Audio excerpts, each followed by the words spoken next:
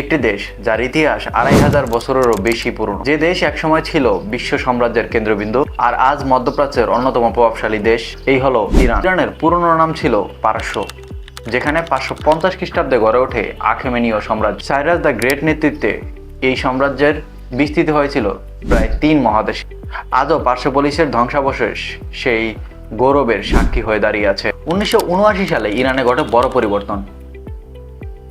Islamic বিপ্লবের মাধ্যমে রাজতন্ত্রের অবসান ঘটে। বর্তমানে ইরান একটি ইসলামিক প্রজাতন্ত্র, যেখানে নির্বাচিত সরকার এবং ধর্মীয় আদেশে পরিচালিত হয় দেশ। আর এই বিপ্লব মধ্যপ্রাচ্যের রাজনীতিতে বড় প্রভাব ফেলছে। ইরান তেল ও গ্যাস সমৃদ্ধ, আর এটি বিশ্বের অন্যতম জ্বালানি মজুতদারি দেশ।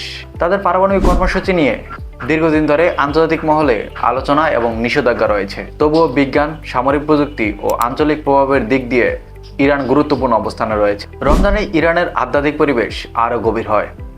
মসজিদে মসজিদে চলে দোয়া ও ইফতার, সেহরি এবং নামাজের উৎসবমুখর পরিবেশ।